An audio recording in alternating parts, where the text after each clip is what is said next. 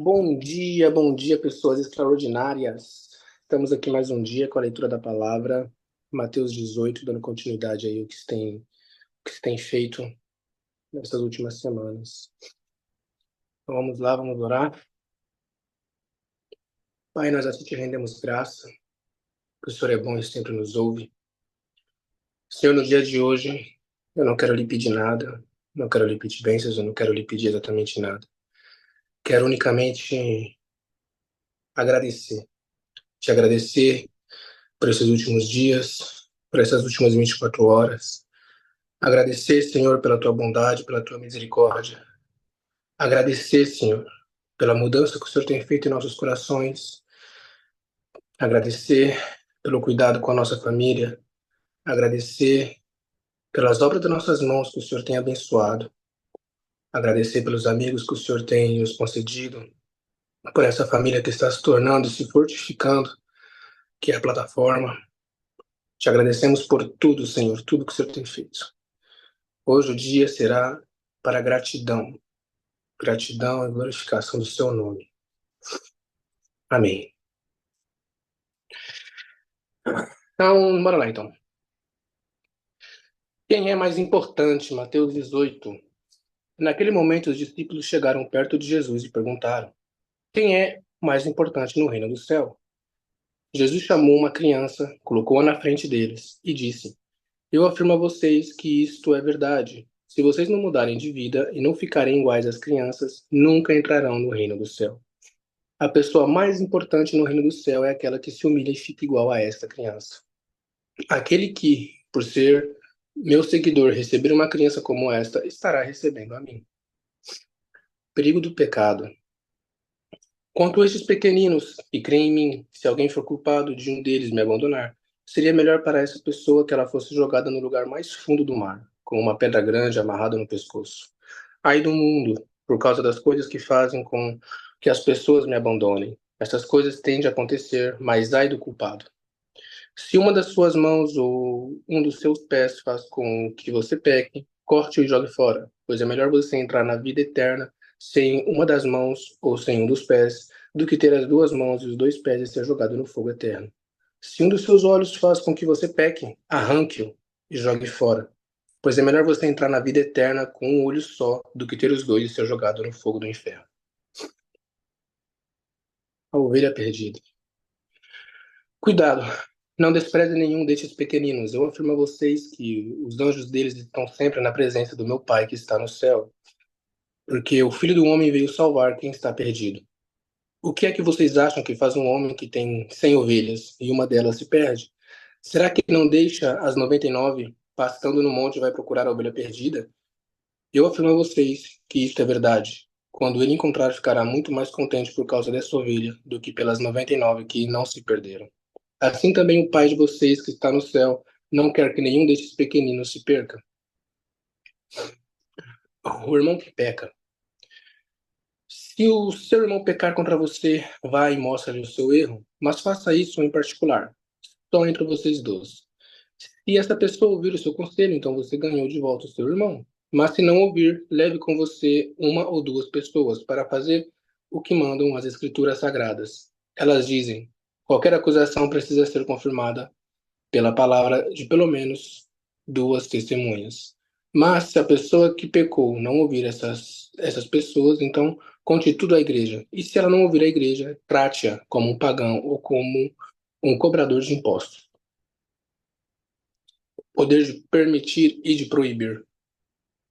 Eu afirmo a vocês, que isso é verdade. O que vocês proibirem na terra será proibido no céu, e o que eu permitirem na terra será permitido no céu.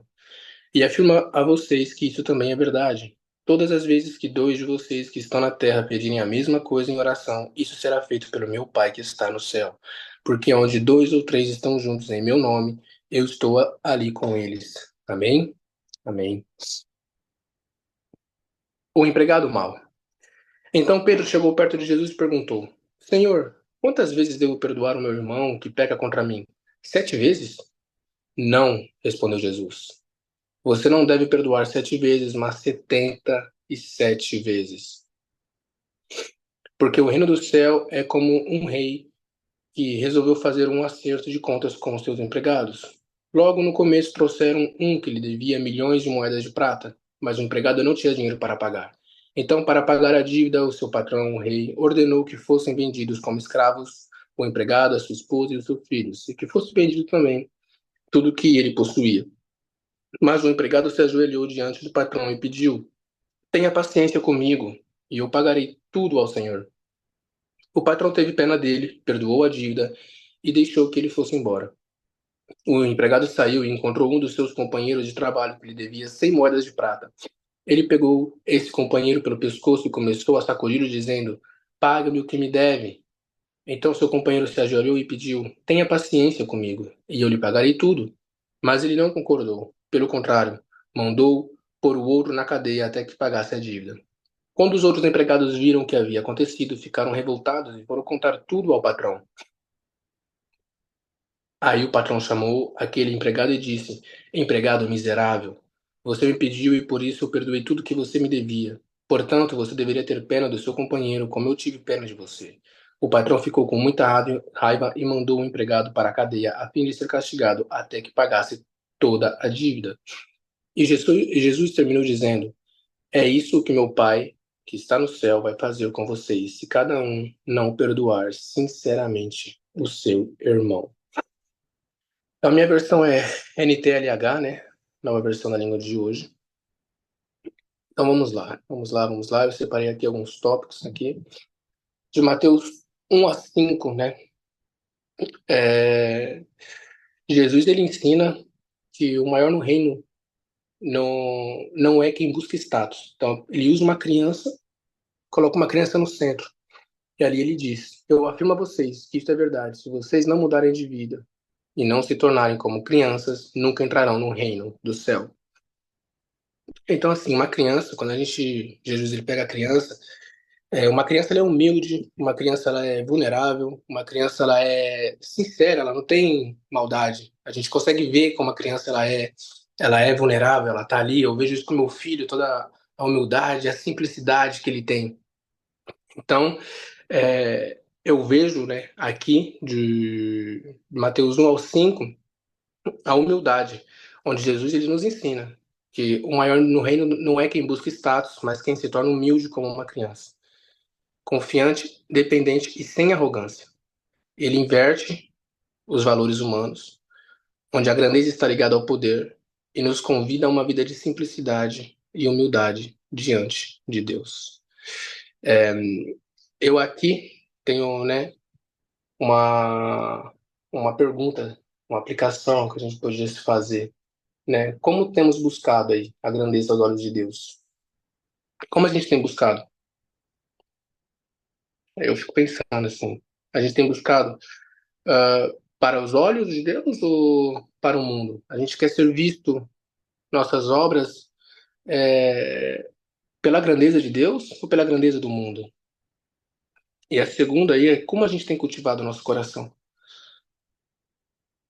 Temos todos aqui cultivado um coração humilde, um coração confiante, um coração dependente de Deus em todas as áreas, ou a gente está simplesmente deixando nos levar, talvez pela quantidade de dinheiro que a gente tem, pela nossa condição financeira, pelos amigos, pelas influências. Muito importante. Vamos seguir, então. Do Mateus 6 ao 9. Cara, esse daqui é bastante forte, né? Porque Jesus ele alerta contra ser uma influência negativa, né? Para as outras pessoas. Nesse caso, ele se refere ali mais uma vez às crianças, né? Então, as pessoas vulneráveis aí. Ele enfatiza bastante, eu vejo, né? Ele enfatiza o cuidado com as ações que podem levar outras pessoas ao erro. Então, a maneira como a gente está andando, a maneira como a gente se comporta, a gente tem falado isso, a gente falou isso na nossa reunião, a maneira como nós somos, como nós nos comportamos, o exemplo que nós damos, vai impactar a vida de outras pessoas. Então, quanto mais a gente está aqui seguindo o caminho de Deus, sendo pessoas aí com o coração voltado para Ele, isso vai impactar de forma positiva a vida de outras pessoas.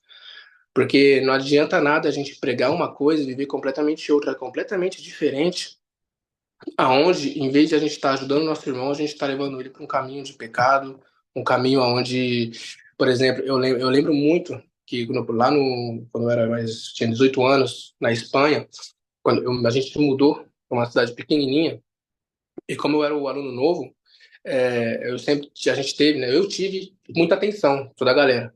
Então, por ter uma comunicação muito boa e tal, e sempre ser um pouco mais, vamos dizer assim, descolado, eu sempre conseguia não ficar isolado e receber e ter logo um grupo de amigos. E eu lembro que no meu grupo de amigos, ninguém fumava, cara. Só eu fumava. E depois que eu saí dali, todo mundo fumava. Ou seja, eu fui uma pedra, por assim dizer, uma pedra de tropeço naquela época. Tinha 18 anos, aquela parada de querer se mostrar, de querer se aparecer, de querer mostrar, né, quem você é e tal. Então, é nessa pegada. Então, a gente tem que não ser pedras de tropeço, mas sim ser uma porta de libertação, uma porta de acolhimento para trazer essas pessoas diante, mais perto de Deus, né? Vamos lá, então. Vamos seguir. Mateus 18, de 10 ao 14. A parábola da ovelha perdida, né? Nessa parábola aqui, Jesus ele revela o amor de Deus pelos perdidos. Eu acredito que todo mundo aqui já teve perdido. Eu estava muito perdido. Graças a Deus ele me encontrou assim como ele quer encontrar todo mundo aqui. E se a gente voltar alguns dias atrás, aqui a gente estava falando sobre isso, né? Sobre a aceitação, de Deus. E eu falei algo que foi assim, tipo, Deus ele não aceita a gente como nós somos. Entendeu? Ele nos recebe da maneira como nós somos, mas depois ele nos muda. Por causa que se Deus aceitasse a gente da maneira que a gente é, não, de nada valeria isso aqui, de nada valeria essa palavra, de nada valeria, não existiria sentido. Por causa que quando nós aceitamos Ele como nosso único e suficiente Salvador, nós aceitamos que Ele mude a nossa vida. Então Ele vai mudar nossos ambientes, Ele vai mudar as situações da nossa casa, Ele vai mudar nosso coração, nosso pensamento, nossa mentalidade. Ele vai mudar tudo. Nosso caráter vai ser transformado por Ele.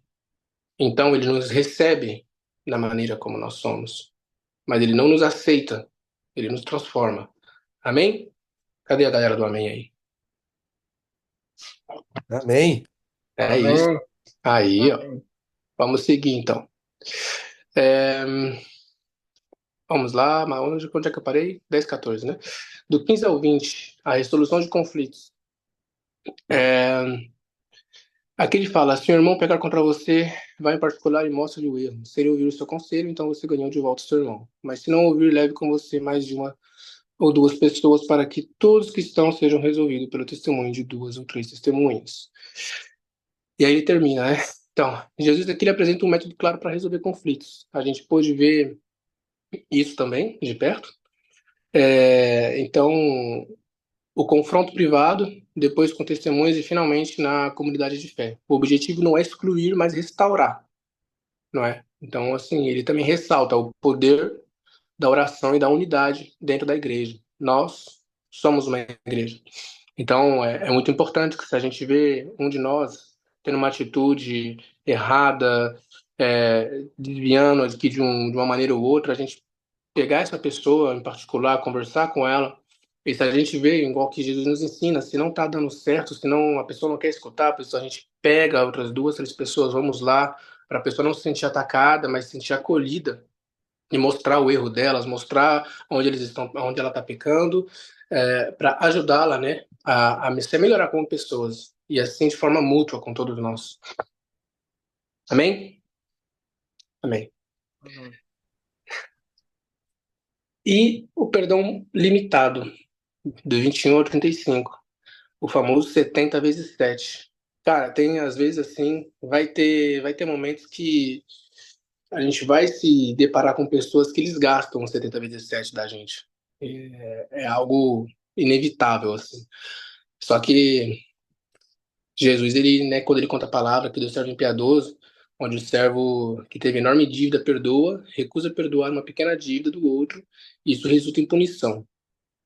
Então, assim, eu olho pelo sentido de que Deus ele já perdoou todos os nossos pecados de forma completa, imediata. No momento que a gente aceitou ele como nosso suficiente Salvador, Jesus, como a gente aceitou ele como suficiente e único Salvador, literalmente, a gente sabe que nossos pecados ali eles foram perdoados. Então, quem somos nós para não perdoar nossos irmãos, perdoar as pessoas que nos afligem? Não significa que nós temos que seguir andando com elas, mas também não devemos guardar rancor, devemos liberar perdão. Quantas pessoas a gente vê que têm esses tipos de tão bloqueadas nelas mesmas por causa que elas levam bagagens, né, do passado, de mágoas do passado, onde elas não liberaram o perdão. E, cara, aqui no último versículo, lá embaixo, no 35, Jesus ele termina dizendo, né? E isso o que meu Pai que está no céu vai fazer com vocês, se cada um não perdoar sinceramente o seu irmão. Ou seja, vai dar castigo. Não tem como. Gente, não dá pra gente não perdoar. Porque se a gente não perdoa, como nós vamos ser perdoados no dia do juízo final lá em cima? Ele vai olhar todo o nosso filme e vai falar: pô, legal, cara, você cumpriu sim, boa parte, você cumpriu o teu propósito, você fez isso, você fez tudo que tinha que fazer. Mas vem cá, olha aqui, ó. Lembra desse irmão aqui? Você não liberou o perdão. Portanto, como você quer que eu perdoe você? É muito importante a gente liberar esse perdão, cara. A falta de perdão, ela nos escraviza, né? Então, o perdão liberta e reflete muito o caráter de Deus. Uma maneira de aplicar isso é que eu levo para todo mundo aqui, né? Para a gente refletir onde a gente está guardando mágoas. Assim, eu estava guardando uma mágoa muito grande dentro de mim. E no dia da nossa reunião dos homens, eu consegui expor. E até falei com o Alan, cara, dormi assim, poucas horas, 4 horas, mas foi como se eu tivesse dormido mais de 8 horas. Acordei cheio de energia, eu acho que todo mundo percebeu ontem. Acordei bem suave, bem leve, assim. Da mesma forma, eu entreguei meu fardo a Jesus, uma mágoa grande. Eu já tinha liberado perdão para aquela pessoa, né? No caso, minha mãezinha, por não compreender muitas das coisas, muitas coisas que aconteceu. Mas eu pude ver que né, aquilo me pesava, então era uma mágoa que eu tinha, e quando eu falei, eu expus isso com a galera, isso literalmente me trouxe uma paz muito grande. Então, eu convido a todos vocês, assim, examinarem o coração de vocês, ir lá no mais profundo, no mais antigo e ver se tem alguma pessoa, algo que aconteceu que vocês ainda têm mágoa. Cara, perdoa.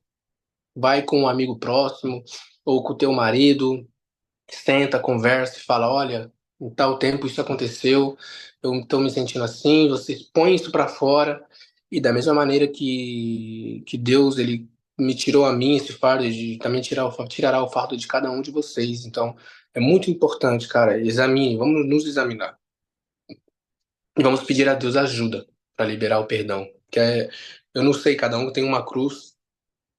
E pode ser difícil, eu vejo isso muito com a minha esposa, de certas ocasiões que aconteceram no passado, onde realmente, quando eu me coloco do lado humano, realmente é muito difícil de liberar perdão, é muito difícil, mas a gente tem que pedir a Deus, né, da mesma maneira como Ele nos perdoou, que Ele nos ensine, que Ele molde nosso coração para que a gente venha perdoar, que Ele nos encha com o amor dele, para que a gente possa se sentir cheios, cheios do Espírito, cheio desse amor que vai suprir aí toda essa mágoa, vai suprir, ó, que vai apagar toda a mágoa que a gente tem no nosso coração e que vai deixar, vai permitir a gente liberar esse perdão. E para terminar aqui, a gente, né, lembrar sempre, né, mais uma vez, da imensa graça que nós recebemos e que a gente permita que flua em nossos relacionamentos aí com nossos cônjuges, com nossas esposas, maridos, com nossos amigos, com nossos irmãos, com nossos familiares.